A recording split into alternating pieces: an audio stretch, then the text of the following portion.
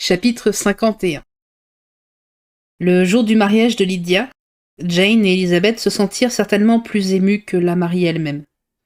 La voiture fut envoyée à la rencontre du jeune couple qui devait arriver pour l'heure du dîner. Les sœurs aînées appréhendaient le moment du revoir. Jane, en particulier, qui prêtait à la coupable les sentiments qu'elle aurait éprouvés à sa place et souffrait elle-même de ce qu'elle devait endurer. Ils arrivèrent. Toute la famille était réunie dans le petit salon pour les accueillir. Le visage de Mrs. Bennet n'était que sourire. Celui de son mari restait grave et impénétrable. Les jeunes filles se sentaient inquiètes, anxieuses et mal à l'aise. La voix de Lydia se fit entendre dans l'antichambre, la porte s'ouvrit brusquement et elle se précipita dans le salon. Sa mère s'avança pour la recevoir dans ses bras et l'embrassa avec transport, puis tendit la main avec un affectueux sourire à Wickham qui suivait sa femme, et il leur exprima ses vœux avec un empressement qui montrait bien qu'elle ne doutait nullement de leur bonheur. L'accueil qu'ils reçurent ensuite de M. Bennet ne fut pas tout à fait aussi cordial. Sa raideur s'accentua, et c'est à peine s'il ouvrait la bouche. La désinvolture du jeune couple lui déplaisait extrêmement. Elle indignait Elizabeth et choquait Jane elle-même. Lydia était toujours Lydia, aussi intrépide, aussi exubérante, aussi bruyante, aussi indomptable que jamais. Elle allait d'une sœur à l'autre, en réclamant leurs félicitations, et quand, à la fin, tout le monde se fut assis, elle se mit à regarder le salon en prenant note de quelques changements qu'on y avait apportés, observant en riant qu'il y avait bien longtemps qu'elle ne s'était pas trouvée dans cette pièce. Wickham ne montrait pas plus d'embarras, mais il avait des manières si charmantes que si sa réputation et son mariage n'avaient donné lieu à aucun blâme, l'aisance souriante avec laquelle il se réclamait de leur nouvelle parenté aurait ravi tout le monde. Elizabeth ne revenait pas d'une telle assurance, et se disait qu'il était vain d'imaginer une limite à l'audace d'un homme impudent. Elle et Jane se sentaient rougir, mais sur le visage de ceux qui étaient en cause de leur confusion, elles ne voyaient aucun changement de couleur. La conversation ne languissait pas.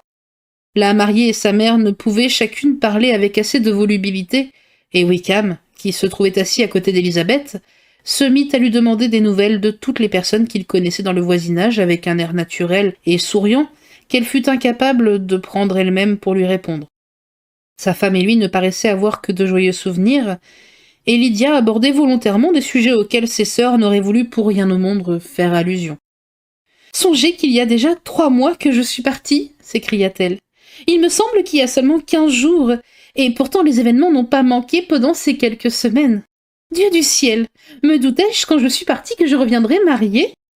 Bien que je me sois dit quelquefois que ce serait joliment amusant si cela arrivait. » Ici son père fronça les sourcils. Jane paraissait au supplice, tandis qu'Elizabeth fixait sur Lydia des regards significatifs.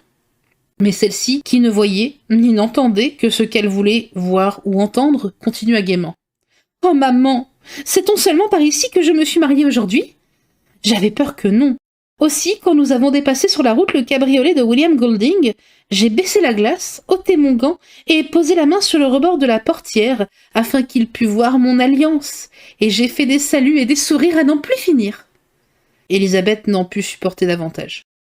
Elle s'enfuit du salon et ne revint que lorsqu'elle entendit tout le monde traverser le hall pour gagner la salle à manger.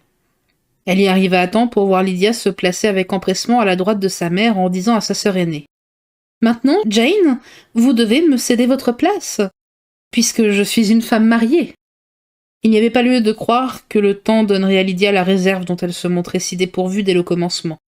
Son assurance et son impétuosité ne faisaient qu'augmenter. Il lui tardait de voir Mrs. Phillips, les Lucas, tous les voisins, et de s'entendre appeler Mrs. Wickham. En attendant, elle s'en fut après le repas exhiber son alliance et faire parade de sa nouvelle dignité devant Mrs. Hill et les 2 servantes. « Eh bien, maman, dit-elle quand toutes furent revenues dans le petit salon, que dites-vous de mon mari?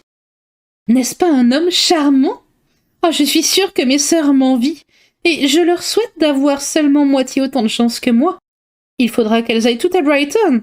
C'est le meilleur endroit pour trouver des maris. Quel dommage que nous n'y soyons pas allées toutes les 5. Oh, c'est bien vrai, et si cela n'avait dépendu que de moi. Mais, ma chère Lydia, cela me déplaît beaucoup de vous voir partir si loin. Est-ce absolument nécessaire? Je crois que oui, mais j'en suis très contente. Vous et papa viendrez nous voir ainsi que mes sœurs. Nous serons à Newcastle tout l'hiver. Il y aura sûrement des bals, et je m'engage à fournir à mes sœurs de danseurs agréables. Quand vous partirez, vous pourrez nous en laisser une ou deux, et je me ferai fort de leur trouver des maris avant la fin de l'hiver. Je vous remercie pour ma part, dit Elisabeth, mais je n'apprécie pas spécialement votre façon de trouver des maris. Le jeune couple ne devait pas rester plus de 10 jours. Monsieur Wickham avait reçu son brevet avant son départ de Londres et devait avoir rejoint son régiment avant la fin de la quinzaine. Personne, à part Mrs. Bennet, ne regrettait la brièveté de leur séjour. Elle employa tout ce temps à faire des visites avec sa fille et à organiser chez elle de nombreuses réceptions qui firent plaisir à tout le monde, certains membres de la famille ne demandant qu'à éviter l'intimité. Elisabeth eut vite observé que les sentiments de Wickham pour Lydia n'avaient pas la chaleur de ceux que Lydia éprouvait pour lui. Et elle n'eut pas de peine à se persuader que c'était la passion de Lydia, et non celle de Wickham, qui avait provoqué l'enlèvement. Elle aurait pu se demander pourquoi, n'étant pas plus vivement épris, il avait accepté de fuir avec Lydia. Si elle n'avait tenu pour certain que cette fuite était commandée par ses embarras pécuniaires, et, dans ce cas, Wickham n'était pas homme à se refuser l'agrément de partir accompagné. Lydia était follement éprise. Elle n'ouvrait la bouche que pour parler de son cher Wickham. C'était la perfection en tout, et personne ne pouvait lui être comparé. Un matin qu'elle se trouvait avec ses deux aînés, elle dit à Elisabeth : « Lydie, je ne vous ai jamais raconté mon mariage, je crois. Vous n'étiez pas là quand j'en ai parlé à maman et aux autres. N'êtes-vous pas curieuse de savoir comment les choses se sont passées ? » ?»« Non, en vérité, » répliqua Elisabeth. « Je suis d'avis que moins on en parlera, mieux cela vaudra. »« Oh mon Dieu, que vous êtes étrange ! Tout de même, il faut que je vous mette au courant. Vous savez que nous nous sommes mariés à Saint-Clément parce que Wickham habitait sur cette paroisse ? Il avait été convenu que nous y serions tous à 11h. Mon oncle, ma tante et moi devions nous y rendre ensemble, et les autres nous rejoindre à l'église. Le lundi matin, j'étais dans un état. J'avais si peur qu'une difficulté quelconque ne vînt tout remettre. Je crois que j'en serais devenue folle. Pendant que je m'habillais, ma tante ne cessait de parler et de discourir comme si elle débitait un sermon. Mais je n'entendais pas un mot sur 10. Car vous supposez bien que je ne pensais qu'à mon cher Wickham. J'avais tellement envie de savoir s'il se marierait avec son habit bleu. Nous avons déjeuné à 10h, comme d'habitude.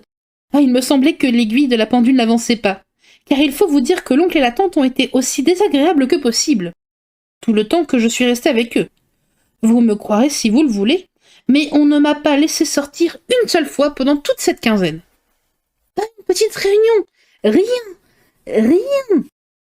Assurément, Londres était à ce moment assez vide, mais enfin, le petit théâtre était encore ouvert. Pour en revenir à mon mariage, la voiture arrivait devant la porte lorsque mon oncle fut demandé par cet affreux homme, Monsieur Stone. Vous savez qu'une fois ensemble, ils n'en finissent plus. J'avais une peur terrible de les voir oublier l'heure, ce qui aurait fait remettre mon mariage au lendemain. Et nous ne pouvions pas passer de mon oncle, qui devait me conduire à l'hôtel. Heureusement, il est revenu au bout de 10 minutes et l'on s'est mis en route. Depuis, j'ai réfléchi que si mon oncle avait été retenu, le mariage aurait pu quand même avoir lieu, car Monsieur Darcy aurait pu très bien le remplacer. « Monsieur Darcy ?» répéta Elisabeth abasourdie. « Mais oui, vous savez qu'il devait venir avec Wickham. Oh mon Dieu, j'ai oublié que je ne devais pas vous souffler mot de cela. Je l'avais si bien promis, que va dire Wickham ? C'est un tel secret. » »« S'il en est ainsi, dit Jane, ne nous dites pas un mot de plus et soyez assurés que je ne chercherai pas à en savoir davantage. »« Certainement, » appuya Elisabeth, qui pourtant était dévorée de curiosité. « Nous ne vous poserons pas de questions. »« Oh, merci, dit Lydia. Car si vous m'en posiez, je vous dirais tout, et Wickham serait très fâché. » Devant cet encouragement, Elisabeth, pour pouvoir tenir sa promesse, fut obligée de se sauver dans sa chambre. Mais demeurer dans l'ignorance de ce qui s'était passé était chose impossible, ou du moins, il était impossible de ne pas chercher à se renseigner. Ainsi, Monsieur Darcy avait assisté au mariage de sa sœur. Les suppositions les plus extravagantes traversèrent l'esprit d'Elisabeth sans qu'aucune pût la satisfaire. Celles qui lui plaisaient davantage, parce qu'elles donnaient une grande noblesse à la conduite de Monsieur Darcy, lui semblaient les plus invraisemblables. Incapable de supporter plus longtemps cette incertitude, elle saisit une feuille de papier et écrivit à sa tante une courte lettre où elle la priait de lui expliquer les paroles échappées de Lydia. Vous comprendrez facilement combien je suis curieuse de savoir comment un homme qui ne nous est nullement apparenté, qui n'est même pas un ami de notre famille, pouvait se trouver parmi vous dans une telle circonstance. Je vous en prie, écrivez-moi tout de suite pour me donner cette explication, à moins que vous ayez de très sérieuses raisons pour garder le secret. Comme Lydia semblait le croire nécessaire. Dans ce cas, je tâcherai de m'accommoder de mon ignorance. Pour cela, certainement non, se dit Élisabeth à elle-même, et elle termina sa lettre ainsi. Mais je dois vous prévenir, ma tante, ma chère tante, que si vous ne me renseignez pas d'une manière honorable, j'en serai réduite à employer des ruses et des stratagèmes pour découvrir la vérité. Jane avait une délicatesse trop scrupuleuse pour reparler avec Élisabeth de ce que Lydia avait laissé échapper. Élisabeth n'en était pas fâchée. Jusqu'au moment où elle aurait appris quelque chose, elle préférait se passer de confidente.